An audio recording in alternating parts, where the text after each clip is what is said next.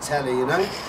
And anyway, as well, all these baby adders, when they first hatch out, what I found with them is that they will eat froglets. You know, if you put froglets in, like which you know, newly were tadpoles first turn into a little frog, they'll gobble them down. And obviously in the wild, you know, they'll be born in like September or something. They've got about a month to get some food down them. But I'm not prepared. I like frogs too much to hand them over as food. So what I do is I hand feed them on baby mice for their first few meals, about 3 or 4 meals, and then they reach the stage where in the wild they'd have turned into a mouse feeder anyway.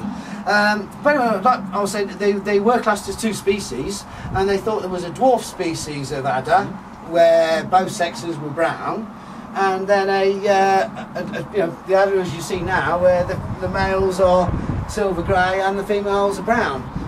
So it's but what I've sort of noticed in this litter, and I think it's probably a record litter. It's under Austria, 14. Is that a record litter for adders?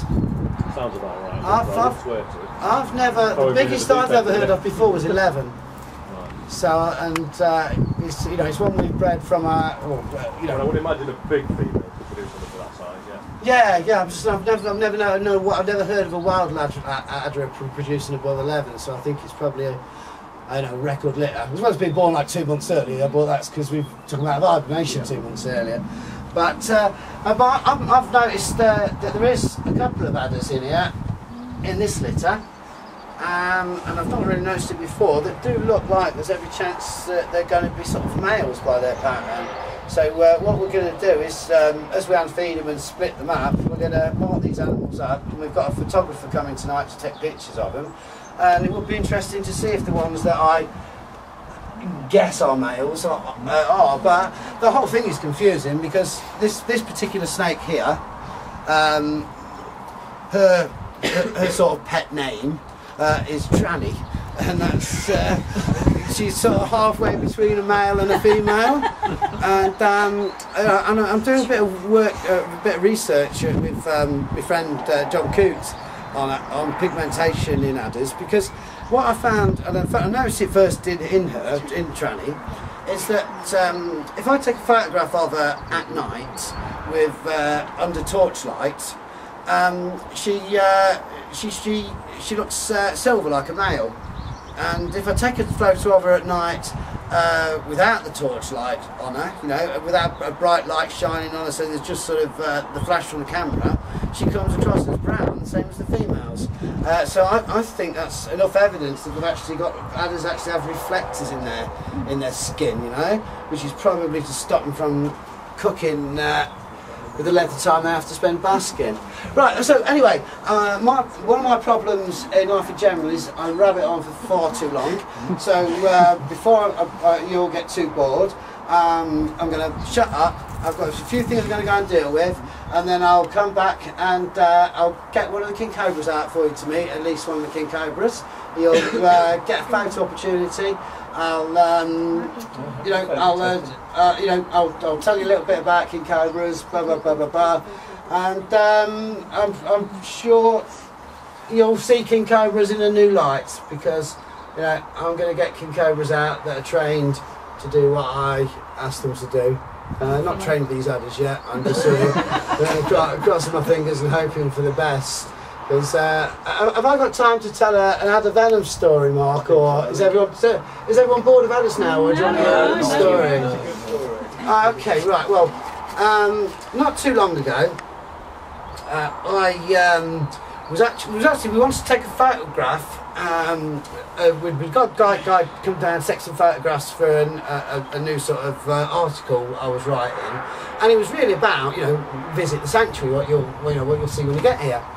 And what I wanted to show was that when I sort of, you know, do ridiculously stupid things like, you know, pick adders up bare-handedly, it's not that the adders are tame. It's that, you know, I've been doing it that long. I, you know, can sort of predict when a bite's coming or not, to a certain extent.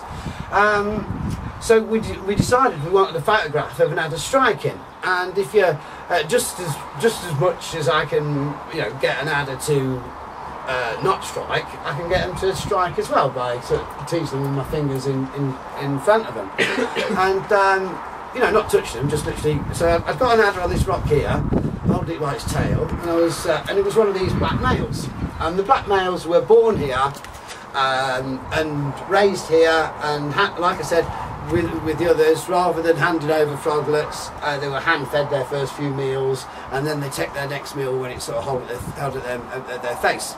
So we took the adder photos, and we just want this one last swap photo, and this was of an adder striking, so as we could show, please don't do what Luke does, because these things do bite, and and the photograph was to accompany that. And I misjudged it, and the adder caught me and bit me on that finger. And after that, I've got some more king cobra photographs to take. So I thought, bugger. What I'll do is I'll tourniquet it, which you shouldn't do, but so I can get the king cobra photography done. I'll tourniquet it, keep the venom in that finger. And then when I finished, I'll let it loose and let it do its worst. And I knew I was going to go through a lot of sort of pain and agony. It's the only way I can describe it really is like having a normal adder bite. It's like having your hand slammed in a lorry door every minute for about a week, And but so I knew I was going to go. I knew I was going to cop for that, but I wanted to get the king cobra work done first. So. Tied it off, which, like I said, you really shouldn't do. Did the king cobra photography, then went over their house, settled down, explained to my wife and my daughter what I'd done, and who obviously gave me the usual sort of telling off when I get bitten. No sympathy whatsoever from them. Do you know what I mean? No, you poor thing, you must be in agony. Just like, you bloody idiot. Why won't you listen to it? Why didn't you put the sodding gloves on? And anyway. The venom started travelling up my arm, and Mark was here. I think by the time you went home, Mark, it was about there, wasn't it? And then was that about an hour, 2 hours, something like that? Yeah. Anyway, after 2 days, the venom had managed to get to there and appeared to have stopped. So my arm was up like that, and I popped in the snake room here, which again I shouldn't have done. But I was just sort of, I get so much pleasure from going and looking at my king cobras. So I popped in the snake room there, and I noticed that my daughter's Gila monsters, and I will talk to you about the Gila monsters later. Mark, can you do a Gila demo for them? Can you do the new technique and everything? Because I'm not too good at working on the floor, yeah? It's something Andy or really ought to see. Because Nicole's not here to do it. So Mark will do you a really interesting bit of new information on Gila monsters as well in a bit. But I noticed that one of them had done a crap in their water bowl, and I'm just not someone who can walk out of my snake room and leave that. So, and they have a sort of a sort of platey water bowl, because Gila monsters, they live in deserts, but they actually sort of evolved there when it was actually a tropical rainforest, and then it turned into a desert, and they had to sort of change their lifestyle and to stay there. And so I was lifting it up, and I had to take quite a lot of weight on the arm with the venom, and changed it, put it back. And then when I went and sat down, I could feel the venom moving again, and I thought, oh shit, I've like pumped that arm up, and then it hit my lymph gland under my right armpit, and then it was like, and this is like I said, 2 days after the actual bite, and it was like the venom had gone into the fast lane of the motorway, and before I knew it, it was in my left armpit, and then my left arm started swelling, like from the top, like it had from the bite, but in the opposite direction, and then my lymph glands inside my legs started to swell up, and my hand after the bite already felt like I was holding it in a pan of boiling water, but it was like, it got to the stage where my whole body felt like it was in a pan of boiling water, and my wife was like getting damp towels and you know, sort of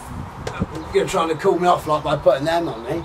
But they were just coming straight back up to sort of room temperature the moment they were put on me. So she somehow managed to get me upstairs, and I can remember, I mean, I don't drink anymore. I haven't drank for, you know, well over 5 years. But I think it was like trying to get me to bed, you know, when I used to drink and I was paralytic or something. Because all I can remember is her sort of shoving me and me going all over the place. And she'd sort of managed to cool me